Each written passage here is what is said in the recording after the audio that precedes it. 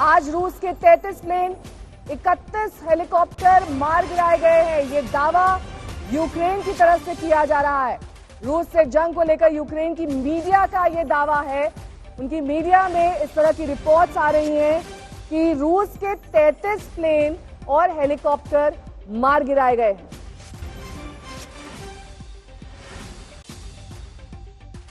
Ukraine युद्ध में मारे गए रूस के मेजर जनरल, इस तरह की खबर भी सामने आ रही है। रूस के मेजर जनरल आंद्रेई की मौत हमले में हुई है। तो यूक्रेन युद्ध में मारे गए हैं रूस के मेजर जनरल। ये यूक्रेन की मीडिया ने दावा किया है। रूस के एक बड़े सैन्य अधिकारी को मारने का दावा, रूसी मेजर जनरल आंद्रेई जिन्हें मारने का दावा यूक्रेनी मीडिया ने कहा है। यूक्रेन की मीडिया का ये बड़ा दावा, और साथ ही वो एग्जैक्ट फिगर्स दे रहा है कि कितने रूसी विमान मार गिराए गए हैं, कितनी रूसी सेना को नुकसान पहुंचाया गया है। एक बड़े सैन्य अधिकारी को मारने का दावा किया जा रहा है। तो क्या वाकई इस वक्त यूक्रेन जिस तरीके से फाइट दे रहा है रूसी सेना को, ये कहा जा सकता है कि आने वाले वक्त में लंबे समय तक हो सकता है कि कीव और खार्किव में लड़ाई जारी रहेगी। ये लड़ाई अभी खत्म होने वाली नहीं है। और जैसा कि दावा किया जा रहा है यूक्रेनी मीडिया की ओर से, इसमें रूस के एक बड़े सैन्य अधिकारी को आंद्रेई जिनका नाम है, उन्हें मारने का दावा। गौरव सावंत मेरे सहयोगी लगातार कीव से जुड़े हुए हैं। गौरव, रूस के मेजर जनरल आंद्रेई को मारने का दावा ये यूक्रेनी मीडिया कह रही है। आप तक किस तरह की रिपोर्ट्स, किस तरह के वीडियोस पहुंच रहे हैं? क्योंकि जाहिर तौर पर आप ग्राउंड पर मौजूद हैं, वहां से जमीनी हकीकत हम तक पहुंचा सकते हैं। किस तरीके के दावे और दावों में कितनी सच्चाई? बहुत बड़ा दावा है ये यूक्रेन की सेना का, और इस तरह का दावा यूक्रेन के राष्ट्रपति ज़ेलेंस्की खुद कर रहे हैं कि 6000, ये यूक्रेन का दावा है कि 6000 रूस के सैनिक पिछले 8 दिनों में इस युद्ध में मारे गए हैं। और वो ये कह रहे हैं कि जो रूस की सेना है, जिनके भी सिपाहियों को उन्होंने पकड़ा है अब तक, वो हर सिपाही ये कह रहा है कि हम तो यहां लड़ने नहीं, पीस कीपिंग फोर्स के रूप में आए थे। और वो राष्ट्रपति ज़ेलेंस्की का दावा है कि ये एक डायरेक्शनलेस फोर्स है, ये एक सुपर पावर की फोर्स नहीं है। ये उनका बयान अब से करीब 15-20 मिनट पहले यहां के मीडिया पर आया है। पहली बात। दूसरी बात, आंकड़े दिए हैं यूक्रेन के रक्षा मंत्रालय में, जिसमें उन्होंने दावा किया एक इरपिन में Su-30 लड़ाकू विमान अभी गिराया, कुल मिला के 30 लड़ाकू विमान गिरा दिए, 31 हेलीकॉप्टर जिसमें ट्रांसपोर्ट हेलीकॉप्टर्स और अटैक हेलीकॉप्टर्स दोनों शामिल हैं, वो गिरा दिए। तीसरा, औपचारिक तौर पर कह रहे हैं कि हमारा एयर डिफेंस सिस्टम खत्म नहीं हुआ है, हमारा एयर डिफेंस सिस्टम अभी बरकरार है और रूस को ध्वस्त कर रहा है, रूस की इनकमिंग मिसाइल्स को वो ध्वस्त कर रहा है और रूस के लड़ाकू विमानों को मार रहा है। एक और बड़ा दावा जिसके बारे में यूक्रेन की मीडिया और उनके रक्षा मंत्रालय ने किया है कि उनके एक ऐसे फाइटर पायलट है जिनको गोस्ट ऑफ कीव कहा जाता है। गोस्ट ऑफ कीव ने 16 लड़ाकू विमान रूस के गिराए हैं। अब ये केवल अपने देश का मनोबल बढ़ाने के लिए इस तरह की बातें हो रही है या असल में हो रहा है, हम लोग तो फॉग ऑफ वॉर के रूप में इसे देखेंगे। लेकिन जो यहाँ के मीडिया में तस्वीरें आ रही हैं, एक के बाद एक ध्वस्त पड़े रूस के टैंक, ध्वस्त पड़ी बख्तरबंद गाड़ियां, और ये यहाँ का एक बड़ा मिलिट्री चेक पॉइंट जहां पर इस समय हमें रोका जा रहा है, हमारे दस्तावेजों की यहाँ पर जांच होगी।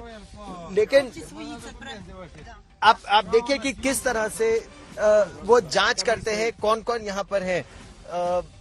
आपके सब दस्तावेज चेक करते हैं, दस्तावेज देखने के बाद ही आपको आगे जाने की इजाजत दी जाती है। और इसी तरह के मिलिट्री चेक पॉइंट्स, अगर आप मेरे बिल्कुल सामने देखिए, साइड में आपको चेक करते हैं, आगे आप पर हथियार है। तापमान 0 से 3 डिग्री इस समय कम है, बर्फबारी हो रही है, आप बर्फबारी को भी देख रहे हैं।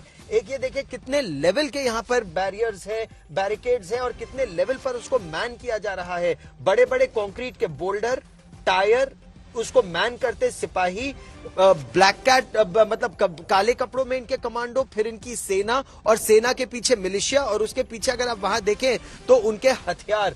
इस तरह से यहाँ पर ये मेन चेक पॉइंट है एक तरह से देखा जाए। और इसके बाद आप देखिए कितनी रफ्तार से हम कुछ दूरी तो चल पाएंगे नेहा, लेकिन इस दूरी के बाद एक बार फिर दूसरे लेवल का बैरिकेड आएगा। हर तरह से बैरिकेड जिसको सेटअप किया है उसका लक्ष्य केवल एक है, और लक्ष्य क्या है? टैंकों को रोकना, बख्तरबंद गाड़ियों को रोकना और उन पर पलटवार करना। क्रेन्स यहां पर बहुत सारी लगाई गई हैं, जो कंटेनर्स हैं वो लाए जा रहे हैं ताकि स्मूथ मूवमेंट ना मिल पाए अगर रूस की सेना आगे बढ़ने का प्रयास भी करे। एक बार फिर यहां पर हम लोग सीट बेल्ट पहन लेते हैं ताकि आपको इस तरह की हम रिपोर्ट दिखा सके। ये कीव का शहर है और शहर के अंदर जाने वाला रास्ता है जहां ओक्साना इस समय हमको अलग अलग सड़कें दिखाने का प्रयास कर रही है। ये देखिए, अभी हमने 2 किलोमीटर भी नहीं तय किया होगा और ये अगला बैरियर आ गया। और अगला बैरियर देखिए नेहा किस तरह का है, सैंडबैग सबसे आगे, कि अगर इस पर कंक्रीट के बैरियर्स, उसके ऊपर सैंडबैग, और ये देखिए ये बैरियर अभी बन ही रहे हैं। ये कीव की तस्वीरें, हर घंटे बदलती कीव की तस्वीरें आप आज तक पर एक्सक्लूसिव तस्वीरें देख रहे हैं। एक और लेवल बैरियर और बैरिकेड यहां पर बनता हुआ, ये इंजीनियर्स, सिविल इंजीनियर्स भी और सेना के इंजीनियर्स भी दोनों यहां पर तैनात है। बड़ी बड़ी क्रेन्स को यहां लाया गया है। और एक देखिए एक और लेवल का बैरियर सड़क के उस पार देखिए, वहां पर भी सैंडबैग लगाए गए हैं। तो ये मेन एक्सेस है, इसी रास्ते से जो ईस्ट का इन्वेजन है वो इस रास्ते से आने का डर है। अब हम जिस सड़क पे जा रहे हैं वो नॉर्थ की तरफ जा रही है, यानी जो कहा जा रहा है ना नेहा, जो सबसे बड़ा काफिला आएगा वो नॉर्थ के रास्ते से आ रहा है, जो यहां से महज 30 किलोमीटर दूर रह गया है। कुलदीप जी, ओक्साना भी गाड़ी चला रही है तो आप ही से मैं जानने का प्रयास कर रहा हूं, जो नॉर्थ से काफिला आ रहा है, कहा जा रहा है सिर्फ अब 30 किलोमीटर दूर रह गया है, उससे कितना बड़ा खतरा? देखिए, कहा तो कई दिन से जा रहा है कि 30 किलोमीटर है, 65 किलोमीटर है, कहते हैं कि 64 किलोमीटर लंबा काफिला है। लेकिन जब 64 किलोमीटर लंबा काफिला जब कीव तक पहुंचेगा तो वो 64 किलोमीटर नहीं रह जाएगा। कीव वालों को डर नहीं है, कीव वालों को सिर्फ सपोर्ट चाहिए, दुनिया की दुआएं चाहिए। कीव और यूक्रेन जीतेंगे। हम लोग, हमारी विक्ट्री आपको देखने को मिलेगी। आप देखिएगा थोड़े दिन बाद या तो संधि होगी या विजय होगी। Thank you. और अब आप देखिए, अब हम तीसरे बैरिकेड पर आ गए, यानी 3-4 किलोमीटर हम चले हैं और 3-4 किलोमीटर पर तीसरा बैरिकेड। और ये भी देखिए किस तरह का बैरिकेड यहाँ पर है कि आगे कंक्रीट के बड़े बड़े लोहे के वो लगाए गए हैं बैरियर्स, उसके पीछे कंक्रीट लगभग 6-7 फुट ऊंचा और उसके पीछे सिपाही, और हर गाड़ी की जांच हो रही है, हर गाड़ी को बहुत ध्यान से देखा जा रहा है। ओक्साना, कॉन्फिडेंट, मजबूत है यूक्रेन? Конечно, мы верим в победу. Победа за Украиной. Слава Украине! Слава यूक्रेन की जय, यूक्रेन की जय।